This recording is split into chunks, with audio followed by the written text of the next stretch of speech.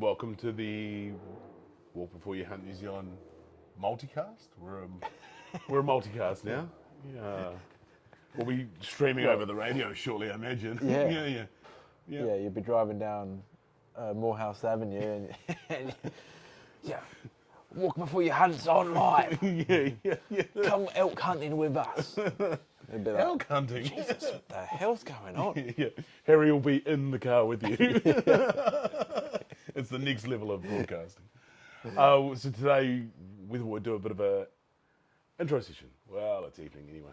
It's a really nice evening here in Christchurch. So we thought we'd get outside and just we'll do a bit of an intro session and sort of explain who we are and how we made it to this point. So in the spirit of keeping it pretty free, we thought we'd go with the 20 questions model. About 9 questions in, we realised 20 questions is a lot of questions. Yeah. So it's now the 10 question model. Yeah. But if you have questions for us, send them through to us and we will do our best to answer all of them. Hey. Yeah, handy, that'd be cool. Send them like in the mail. Facsimile. Yeah. Faxing is a thing still. Yeah. Hit us on Instagram and Walk Before You Hunt New Zealand. Or you could also get us on the YouTube channel. That'd be a pretty convenient way of doing it, considering you're already here. So, or what's the other option? We've got an email address. Get us on the first two. Right. So, what we're going to do is I've got where's the label on this one? My trusty hat here. Never too far from me. So I thought we'll just rip a question out of the hat and go from there. So, Hasbadaz. What got you into hunting, mate? So the first thing that got me into hunting was last year, at the beginning of the year, we went away for Kimmy's birthday and we did a little road trip to the East Cape. And previously I'd never done much hunting. I've been at sea for a long time, so I did a bit of fishing and I enjoyed that, but that's probably the extent of my hunting career as far as there. And we went away then and we saw guys surf casting off the beach, and I found out that this cow eye that I saw catch off the beach actually isn't that big. Big cow eye is like, well, it just keeps on getting bigger. So, and that kind of like solidified something that came home with me, was like, it's so awesome being able to get your own food and like living off the land. So that kind of is what did it for me. Nice, that's cool. I've actually just realised this little significant factor here, right? Is that trip, you were in an area that's quite close to my heart. I think we've talked about this. You were in Te Whanau Apanui. Yeah. Yeah, so that's pretty cool. That's pretty cool, man. Yeah, and it's an awesome spot, and I highly recommend it. Like, go in there, get yourself a little tent. There's so many campsites along all the bays there. It's awesome. Like, you could have a blast. You could be there for a good few weeks, just exploring all the little nooks and crannies. Yeah. And that's just the beaches. If you go inland, there's even more. Oh yeah. Like, it's a magnificent part of the country. yeah. Definitely make sure it's appropriate to visit that region before you visit that region. Yeah, that's my little COVID-19 alert. So, big time. Did heaps of fishing in the North Island. I lived there for. I was in Auckland for 6-7 years maybe, and really just got onto that buzz of getting around all those North Island spots. Particularly later on, I got into Northland a lot too, fishing, and fishing was my key focus. Before I lived in Auckland, I lived in Wellington, and I spent I don't know how many evenings surf casting in Wellington Harbour. Complaining about how there was never any fish in it, and still probably having my most successful evenings fishing in Wellington Harbour. So fishing was always a real big thing for me. Yeah. And I moved down here, and I thought, perfect. Going to the home of, probably not the home actually, that's not fair. People would argue the Tongariro River is probably a little bit closer to the home of trout for New Zealand, but I'm going somewhere where I definitely know there's a lot of trout and a lot of great freshwater fishing. So I thought, I'll sort myself out there, and that was going to be my buzz. And while I do enjoy freshwater fishing, I think after a period of time here, I realised how close I was to all of this public land. And there's just a great big slither of it right down the guts of the South Island, Yeah. the Southern Alps. And it's like, I'm probably missing a trick here. I need to learn some new skills. Yeah. So that's what got me into hunting, man. It was like an opportunity to get out there in the public land. Something for every season, Yeah, you know? yeah. When the deer aren't out having a good time, we're out having fishing, you know, and fishing and having a good time. So Yeah. it's the best of both worlds. Yeah, that's right. That's right. Yeah, it's stunning location for it too, right? Yeah. Like April is going to be deer focus, Yeah. and then May it's going to be, I reckon, canal focus. Oh, I definitely want to go for salmon. Yeah, it's going to be. 100%. It's mate, it's cool. It's cool. Oh yeah, it's we're in a great place. Yeah. And then we went, what was it, on my birthday? You guys all took me to Lake Tekapo. Yeah.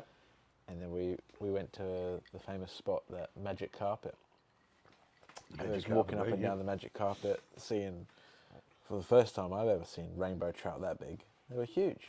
Oh, I think they're browns, You reckon? but I'm not going to be a fishist about it. Yeah. They were trout. They were either round, rainbow, Round. yeah, round trout. They're either rainbow or brown. Yeah, one or the other. Yeah. Yeah. They could have been both. Could have been salmon. Uh, Could have been completely wrong. a multi trout, like a multicast. Right, so the next question is, what got you into bow hunting, Nui?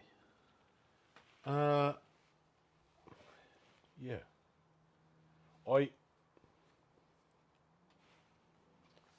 To be honest, it's probably Instagram. Right. No, that's not fair. That's not fair at all. What got me into bow hunting was how ridiculously long it takes to get a firearms license in New Zealand at the moment. I'm in no way criticising anyone involved in the firearms process or the reasoning for the firearms licensing process. It's just a very long time. And if I waited to get my firearms license to go hunting, It's essentially a year. yeah, or more. Like Yeah, it's just a very long process to get to that, and I feel like it could be so long before you're actually out there doing it. So that aided my decision to go bow hunting. I think there's something quite exciting about bow hunting as well. Like it's not primitive. It's the word I'm looking for is something along the lines of exhilarating, but it's still quite raw. You are very involved in it. A lot more stage 2 fun is involved yeah. in bow hunting. And if you're at the point of taking the shot, you've done a lot of work to get there. Oh yeah, 100%. You've done like 7 miles Yeah. of stage 2. It's potentially not the most efficient way to harvest an animal, but I mean, when it comes to out and out hunting, I think it's pretty exciting, and that's what drew me to bow hunting.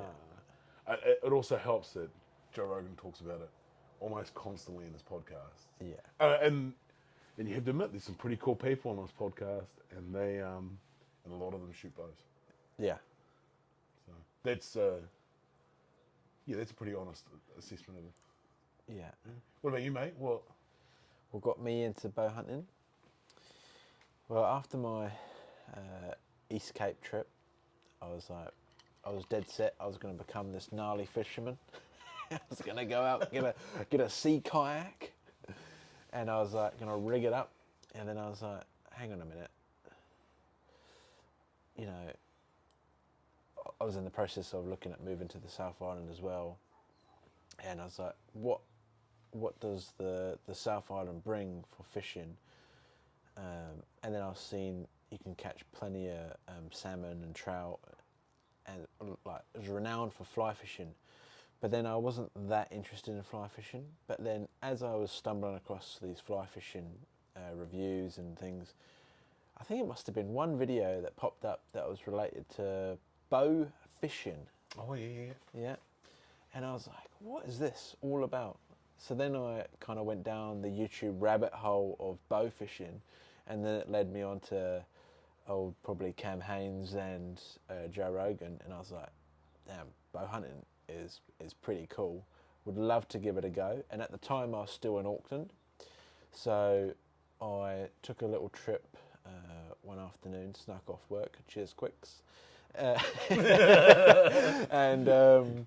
I went to Advanced Archery up in Auckland and tried out a few of the bows that they had. They had a few Bowtechs, they had a few Matthews, and I was like, damn, this is really cool, like giving it a go. And at that time, I was probably only pulling 40 pounds. Like, the first time I'd ever pulled a bow, and I was like, is my arm about to fall off? Like, I was like, surely this is, it's got to be easier. And I found out that it all comes down to technique, really. Yeah, man. Practice. And then after that, that little gander in the shop in Auckland, I was like, yep, definitely going to go bow hunting.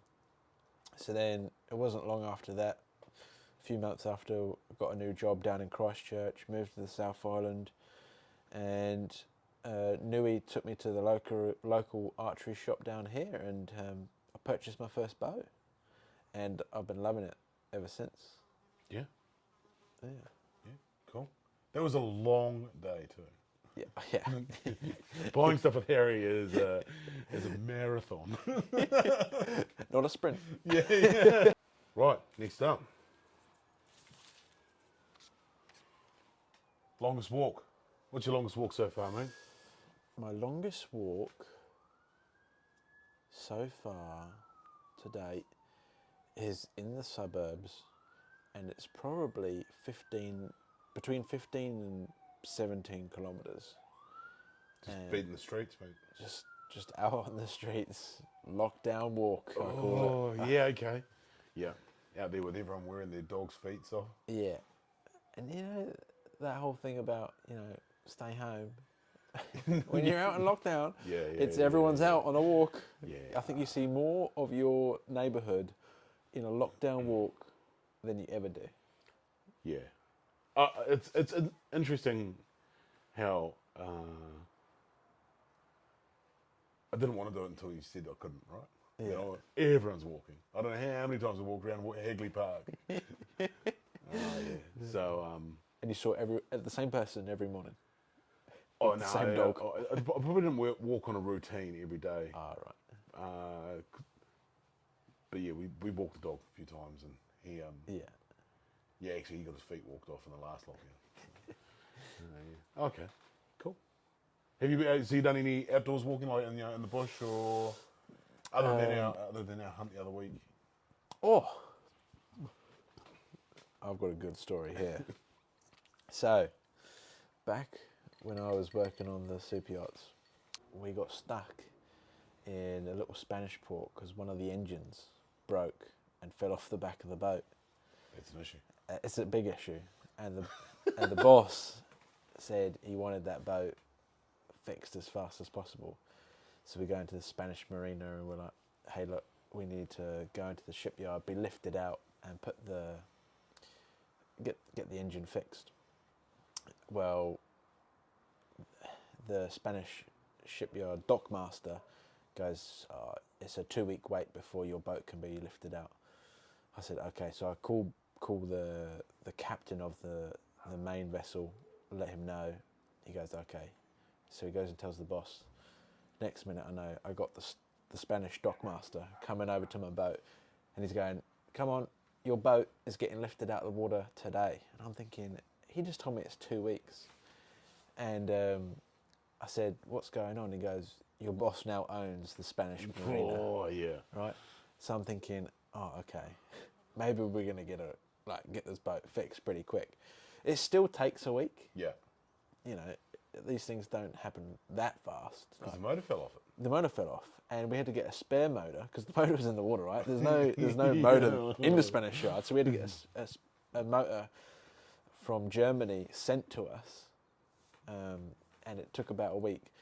But the second day that we was there, we was put up in this hotel, and we picked the furthest away mountain that we could find, and we just started walking towards it. And we walked all day, and we had a Corona and some dried Parma ham, and we went all the way there and all the way back on that one Corona and some dried Parma ham. My dehydration levels were so extreme that I don't actually remember the walk back. Yeah. I don't blame you for not drinking the Corona either. I was like, this is mental. But it was good fun. Yeah. It's a good walk story. Yeah, definitely a type 2. yeah. It's a good walk. It's a good walk story, but just a good story in general. Yeah. Yeah. I can jump in here and say, a couple of years back, I got the opportunity to go on a walk into the sort of lower reach to the Southern Alps down by Franz Josef Glacier. Oh, yeah. Yeah. Probably trying to impress a girl, I suppose. Oh, as you do. Yeah. I probably did it right. Yeah. She produces a YouTube show now. Yeah. So that was the Copeland track up the Copeland River from the car park just out of, I'm sure it's Franz Josef, and then it's 18 and a bit k's up into Welcome Flat Hut. At Welcome Flat Hut, there's hot pools and stuff like that. It's pretty nice. It's it's not a gentle walking path, you know. It was a pretty involved walk, and I went into it with very little walking or tramping experience, and no practice, no training or anything at all. So I learned pretty quickly that I had a few weaknesses that I needed to iron out before I was going to do any serious walking. But that was a cool trip. It was really cool trip, and I'm glad I did it. It was that's my longest walk so far. I'm hoping to push on through that barrier one day. Oh, wicked. I've got some ideas. There's a real long walk in the books that I want to get done. So, where were you 5 years ago? What were you doing? So 5 years ago, I was in Greece working on a super yacht, and I was what they called the private tender mate to the boss. So essentially, I was just driving around the boss on his like fancy tender, and then when he wasn't there, I was like assisting on the main boat as basically a deckhand, cleaning that boat, sorting that out, and that was a lot of fun. It was Athens is actually a really cool place, right, because that's where we were birthed. Yeah, you're right. Yeah. And I'd never been to Athens before then, and we got to walk around the city quite a lot because we was in that marina. Like the boss owned the marina, and it's actually a very beautiful place. Like the water's very clear. It's just it's a shame that there's a lot of poverty there. Yeah, right. But it's really cool when you go up and you see the ruins and like the Olympic Coliseum. Yeah, like, yeah. I got to go up and see all of that. That's pretty cool. Although they do charge you an arm and a leg to go into the Colosseum. Like, and they must just see you coming from a mile away. They're like, this Englishman is coming. He's got some khakis and he's got some boat shoes. He's got plenty of money. And they were like, I'm sure someone got in for like €5 and then I get charged €200. Really? €200 to get in. And I'm thinking, what did I do wrong? I think I needed to like dress down a little. They spotted you coming, mate. Yeah, they spotted me coming a mile away, 100%.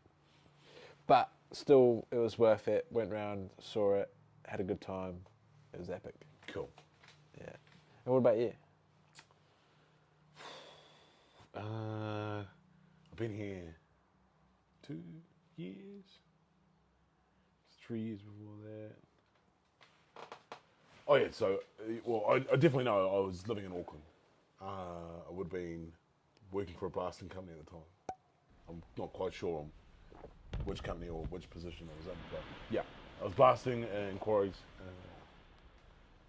and line works around Auckland and Northland, and potentially the Waikato, maybe the Bay of Plenty, maybe Poverty Bay as well.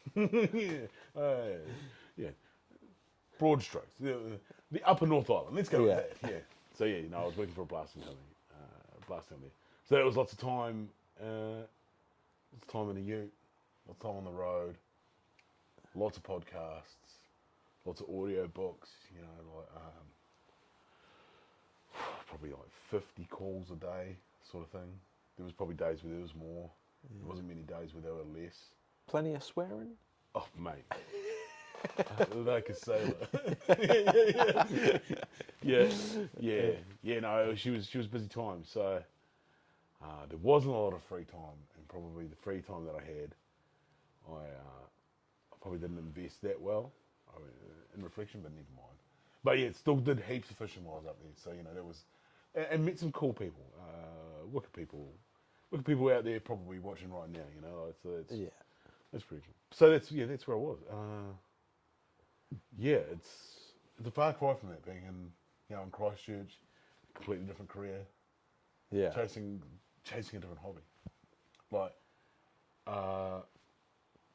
to be fair, your story is probably a greater step than mine, but it's still, they're big steps in life, right? Yeah, definitely. To get here.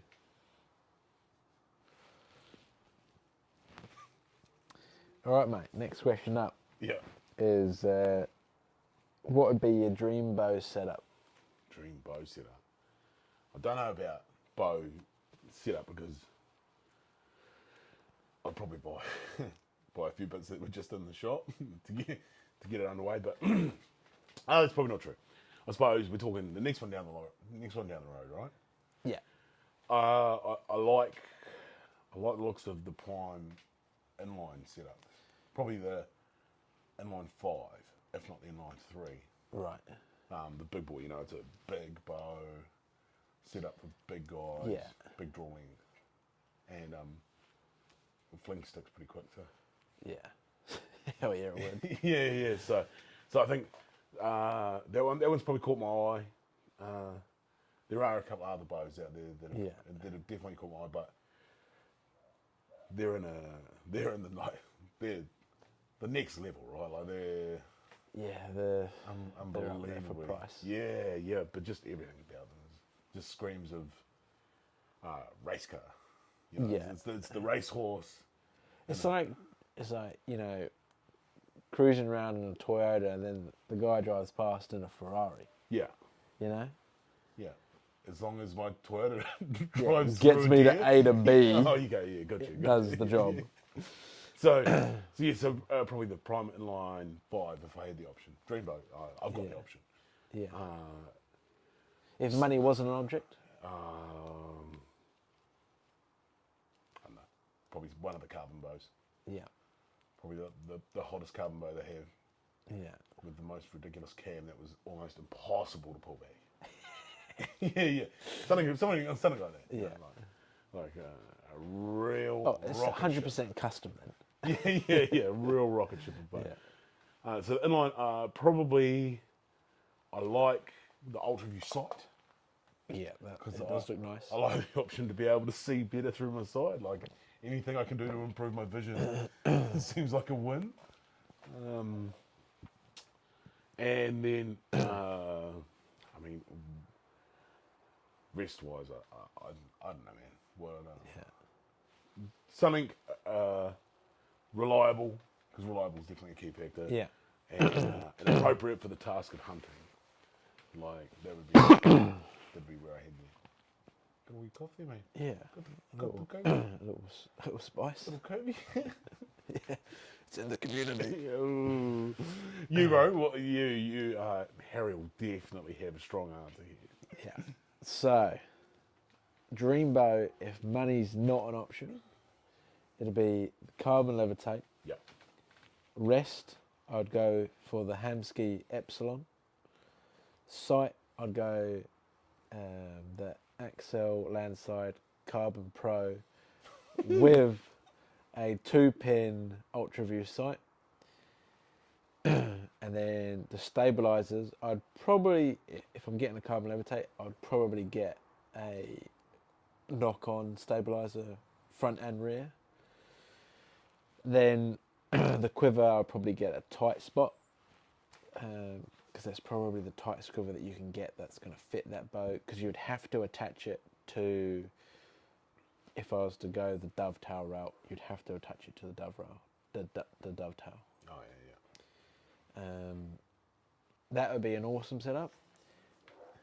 But that's a lot of money, Yeah. like a lot of cash Yeah. that you've got to part way with, and like that's some serious money. Like You've sold the Toyota Camry for that. yeah, I've sold my truck. Yeah. I don't have a house, like, and I don't think I would have a house if I bought something like that. Yeah. But yeah, that would be an awesome setup, I think. But I did mention this to the Nui the other day, and it's actually not a 2022 bow that I really like.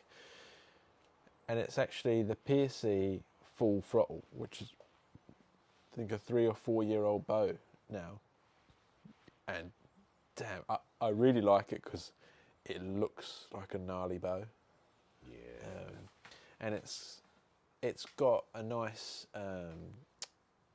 from everything I've read and watched, it's got a nice draw cycle. And I would like to shoot between 60 and 70 pounds. I'm not looking to go to 80.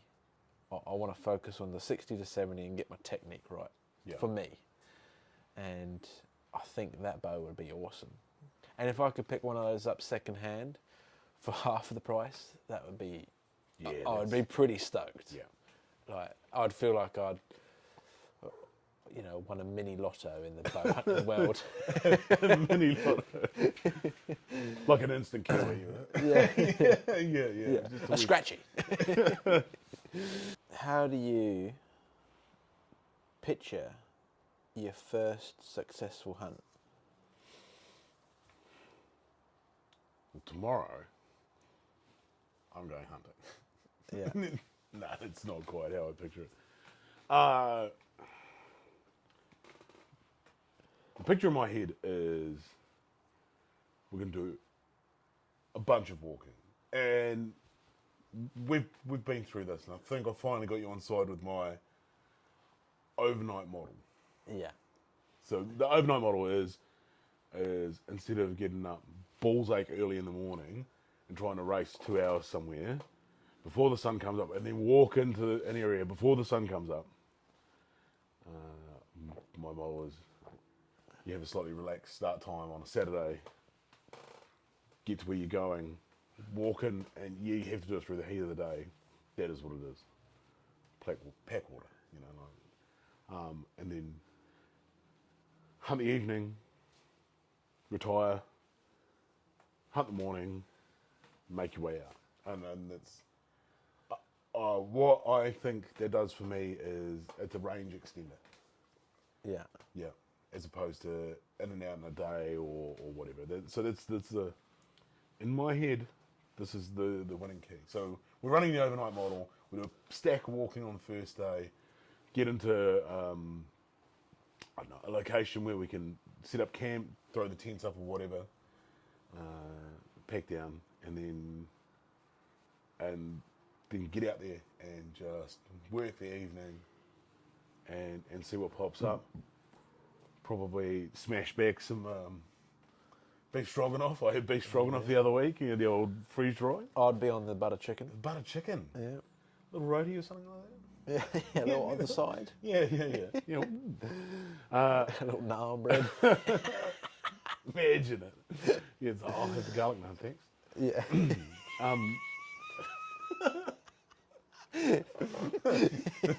Just putting your orders in. And then we'll and then the next morning getting up and then working that early light. And somewhere in that model, I imagine will come an opportunity that we end up being successful on harvesting. Yeah. It's more of a big picture on how a successful hunt looks. So I think it's How I imagine my first one is, we're together. We've walked in. We've had like a blistering of a walk the first day, and we might have seen some sign, some drop-ins or whatever, or some tracks, and we're like, okay, we're getting a little excited because we've seen some sort of sign, but we don't see anything that day. We hit the hay early, we get up early, and we're like, all right, before we start the day, we'll boost down to an estuary, we'll fill up with water, and as we're doing that, boom, we see some big boy cross the lake or something, some big elk out there. Elk? Yep, drinking, and we're like, let's go. Hunt's on. Right. And we smoke them. Cool. That's Could be an elk, could be a pig, could be a goat, could be a sicker. right. Yeah, but that's how I imagine it. Okay. No, that's cool. Yeah. It's cool. It's very descriptive. I like how you've added a lot of detail. There's my broad strokes. We'll walk somewhere. The only thing descriptive in my story was the garlic naan. Yeah. Oh, not the potato naan? Oh, what's that? Peshawari? The one with the nuts? Do you know what I have had? And I love it. It's a potato, cheese, cottage cheese, garlic naan. Oh. And there's only ever been one place that I've seen that's done it, and it was like incredible. I actually had the most authentic naan bread of all time the other week when we went out for dinner. Oh, right. And that was Just the plain naan. you gotta like this. The mozzarella Oh, garlic naan. get out. I mean, never has there been a more Indian cuisine than mozzarella garlic naan. Damn. That is a treat built exclusively for New Zealanders. That is just like savage in a meal itself. Yeah. It was tasty. Next up, mate. Yeah. What are you looking forward to this year? So I've got a few big things planned this year for myself. Definitely getting out hunting with you is a top priority. Really want to purchase my first house with Kimmy. Yep. So that's on my list, and fingers crossed we can do that relatively soon. Saving ever so hard, so putting in a lot of time, a lot of effort into making it happen, and I'm sure it's going to happen. And then my day job, I'm a plumber and gas fitter, and for the last 5-6 years, I've been working as a plumber and gas fitter. And this year, I can sit my certifying exam, which would make me become a craftsman gas fitter and craftsman plumber. So if I can achieve that and pass those exams, I'd feel pretty awesome. Like I'd achieve something that I'd set out and been doing for 5 to 6 years. That it'd be awesome. It'd be like, all right, go well done for myself. That's mate. Yeah. That's awesome. Yeah. And I mean that's this year, right? Like you'll Yeah. knock that over this year. That's really cool. Yeah. That's really cool. And yourself? I've been thinking about this one. Yeah. What I'm looking forward to this year is hopefully the opportunity to see my mates. Yeah. Yeah. Looking forward to hunting, looking forward to everything else. Should it be cool to see my mates? So, Yeah. yeah. I think, and there's hopefully, current climate permitting, yeah, we get that opportunity in the next couple of months too. Yeah. That's cool. And then we get a couple of opportunities. So, Yeah. yeah. So, yeah. No, that's, yeah. But I mean, other than that, obviously my major focus this year is to get out and hunt as much as I can. And, yeah, so that's where that's it. Yeah. Yeah. That's where I'm at. So next question for you, Nui. What is going to be your next major purchase? Next major purchase.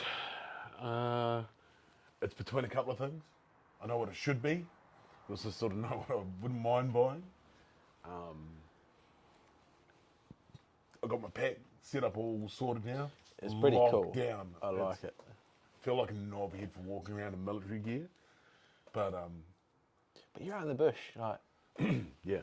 you're doing what it's probably designed better for. So Yeah, it's robust gear and at a price point which allows me to get to my next major purchase much quicker, right? Yeah. Which I think is probably the key for me.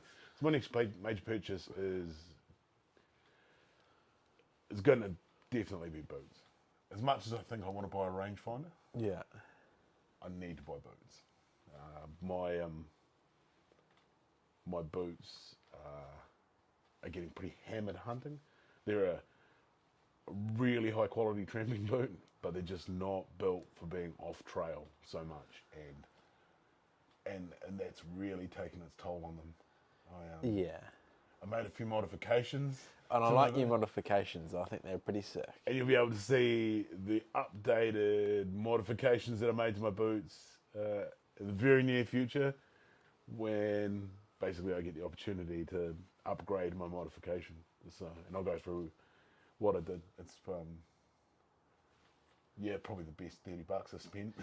And it looks legit. Yeah, it looks legit. It really now, looks right? legit. Yeah. And to be fair, after your walk that you did the other weekend, it held up, like just judging by looking at it. Yeah, and comfortable too. But that's to come in the future.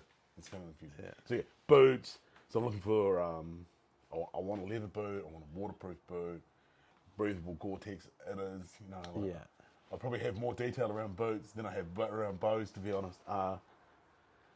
The high rubber rand around the outside, just to offer that side protection. I've got big wide feet, which means the boots sort of spill over the sole a little bit, and that's where I'm getting the cut damages around that area. So just getting that sort of stuff sorted out. That's basically putting me in the $750 to $800 region for boots. But I can live with that if they're going to last and they're going to do everything I want. And I'll live with that reasonably shortly if it means that I get to keep my other boots for tramping. Yeah. Yeah, that's pretty good. That's pretty fair. Yeah. Yeah. What about you, mate? So I've got two dilemmas. Two dilemmas. Two dilemmas. Mate. I've got a next purchase set up for my bow, because currently my rest and my sight have a few minor issues. Yeah. And it's important to me. I want to get out shooting, right? And with those, it's actually hindering my shooting. So I figure before I go and buy a pack or something, I need to fix that, because that's more important to me. I want to be able to shoot. Yeah. So I've been looking at a new rest and a new sight for my bow. But then if we're going like a little bit past that, I'm looking at a new pack setup with a sleeping bag, cooker, water bladder, a couple knives. Yeah. Just a full, basically a kit out. deck out an overnight kit. Yeah, deck out an overnight kit. And I'm a big fan of going as light as possible. So I'm looking at packs that are like no more than 40 litres. That's me personally. I'll let you know if it works or not. Hey, look, it probably work for an overnighter, I think, me personally. But I could definitely see it not working for like multiple overnights. Yeah. But hey, look, for myself, I'm not going to go do multiple overnights before I've done a few, if not a lot of single nighters. Yeah. I want to get comfortable doing those first. Yep. And then I'm like, all right, I'm ready for the multiple overnights. And I think that's fair for myself. And what I'm looking at is Spiker. And if I go with that setup, it actually makes it really convenient for me, because the harness and the frame is the exact same. All I've got to purchase is a different pack that's an 80 litre. Yeah, and chuck it on the frame. Yeah, so it's actually it's quite good for me if I go that route. And being it to be the same brand, same pack, if I'm getting used to my single overnighters, I'd already kind of know where I'm putting stuff in the small pack. Yep. And it'll relate to the big pack. Yeah. Quite well. So that's where I'm at. Yeah, it's a pretty important thing too, like knowing where stuff is. Yeah. Yeah. Yeah, a good pack is worth its weight in gold. And in New Zealand, it is very hard to find a good pack. Like what we've learned, I think. I think what we're seeing is maybe there's limited opportunities to find what you want in Christchurch. Yeah. Yeah, there's not. It's not like you have 15 stores to go. No.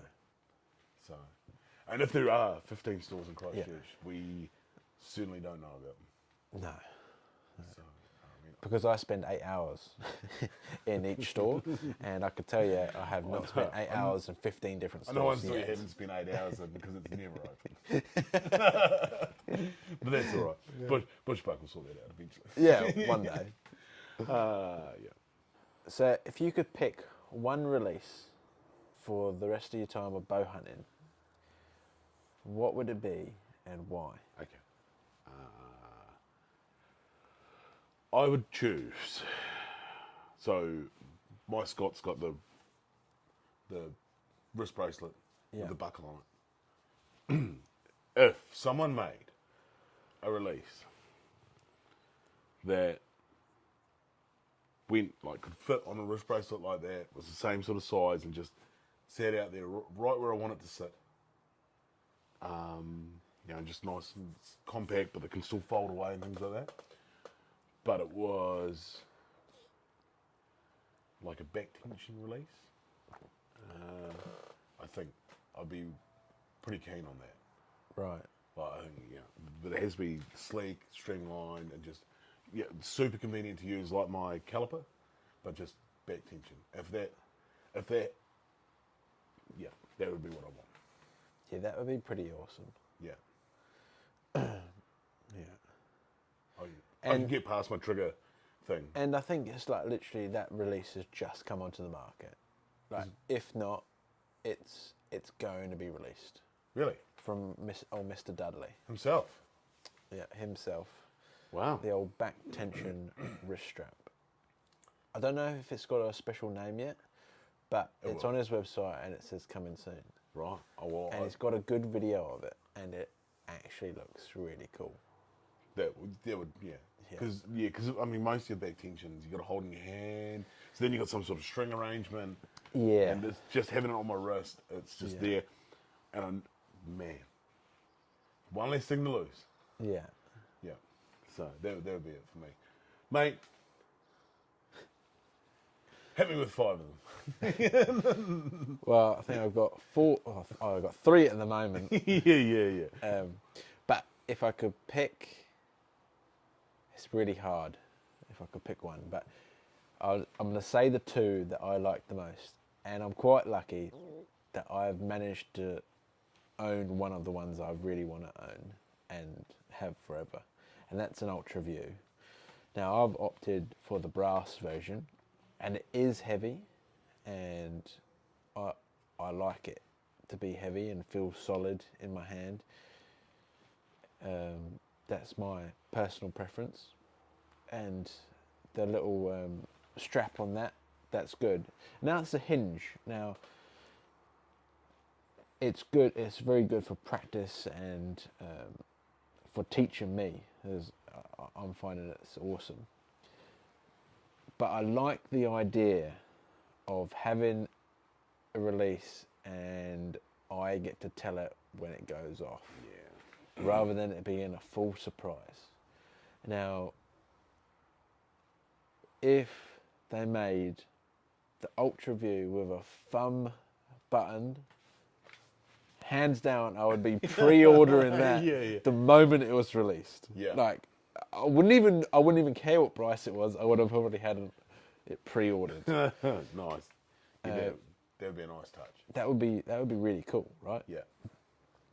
Whether they do that or not, I don't know. The next closest thing to that I've seen is a Stan. Oh yeah. Yep. And Stan's come out of their new release, the Stan Onyx. Look, I don't think it's that much different from the Stan Perfects, but I'll wait until the Onyx is available, and then I'll watch more reviews and determine which one I want to go for as a thumb release, so I have that command. But those two are going to be my main ones, I believe. Yeah. Going forward. Yeah. Right. And I do have backups in my Scott caliper, and it's actually a really nice release to use. Super adjustable to set the caliper wherever I need it. So my draw length with my Ultra View is set at 31.5, and I can just adjust my caliper in really tight to suit my current draw length setup. Yeah. And then I just have to adjust my anchor point, which is really easy. So yeah, I'm pretty comfortable with where I'm at with releases. Yeah. Cool. But that Stan will be coming soon. The Ultra View with a thumb trigger sounds like a real treat, to be honest. I mean, putting it out there, I would love it. Yeah. Notably, we've both come up with hybrids, like combinations that maybe are about to exist, but currently aren't readily available. Yeah. So, no, that's interesting. It's interesting. And two completely different arrangements too, right? Yeah. Right, Yeah, you've got the strap around your wrists, and I'm going with the kind of the 3-finger, the grip, and the actually when you're in the process, it's quite a different feeling. But they both work. Yeah. Yeah. Well, mate, lucky last. Last one. 5-year hunting goal. 5 years from now, I would love to have my dream bow set up, my dream rifle set up, and have, by that time, shot my first with the rifle and the bow, pig, goat, deer, chamois, tar, elk. Elk. All of them. In New Zealand. Oh, it's Wapiti. Wapiti. Yeah. Okay. Yeah. Cool. Right. It's an ambitious but achievable goal. Yeah, I think 5 years. If I can get one out of those animals this year with the bow, that'd be awesome. If I apply for my gun license this year, Yep. I'll be stepping that process into happening within the next 5 years. When it happens, it happens. Dream rifle for that matter. I already know what rifle I want. Yeah. And that's pretty simple. That's pretty easy to make happen. Yeah. Okay. That's cool. Yeah. That's cool. That's a good goal. Ooh. And yourself? 5-year hunting goal. It's a good question. Oh, I've got one to add. Yeah. Within 5 years, I would have loved to do at least 2 overseas dedicated hunts. Yeah, okay. Like, okay. the only reason I'm going overseas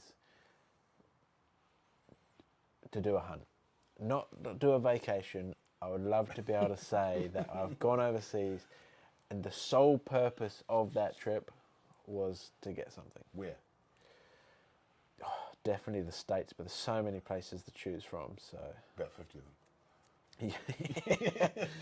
Yeah. The States would be one, and...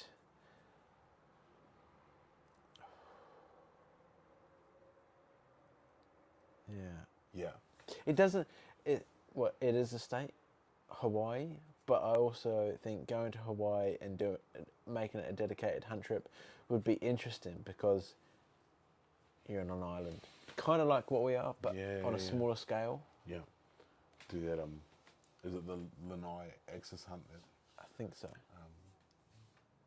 Joe Rogan and I'm always talking about? Yeah. That was, yeah. I think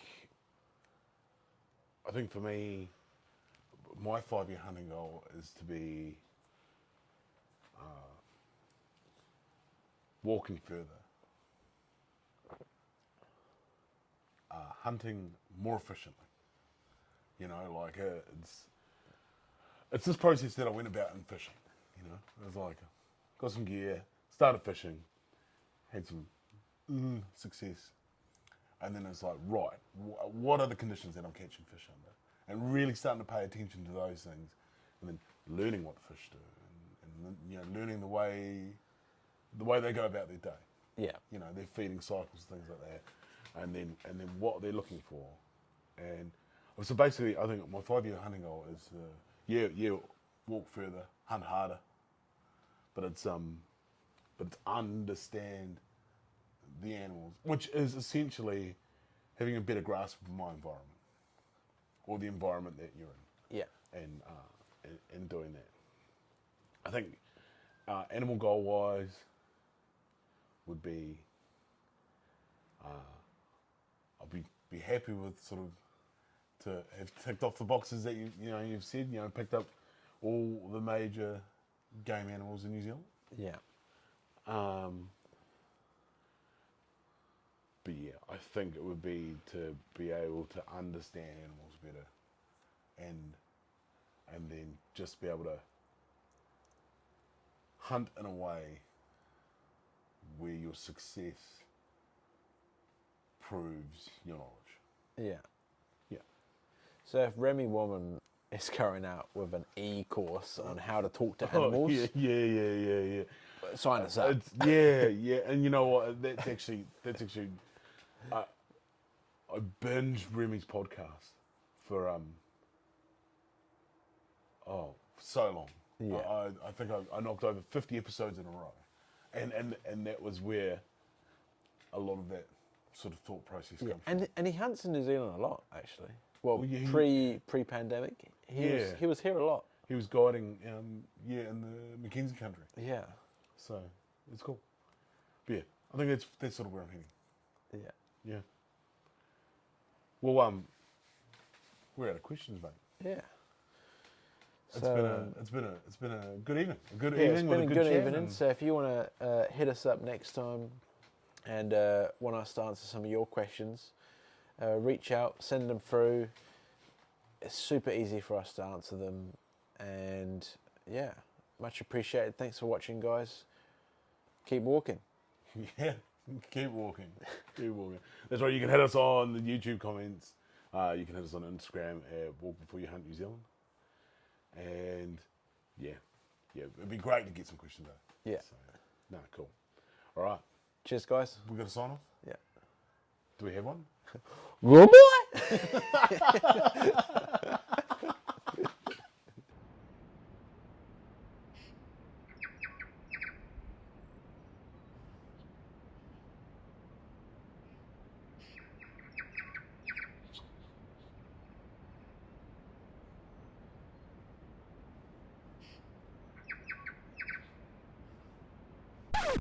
point of a compact bow is to get you through the woods easier, right?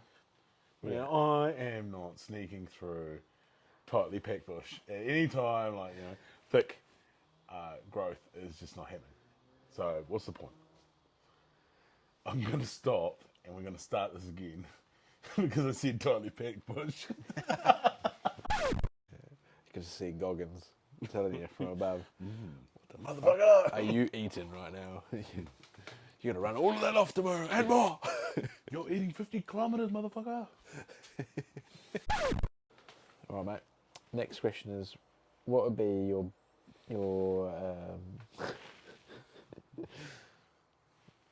You want to pull it out of the hat?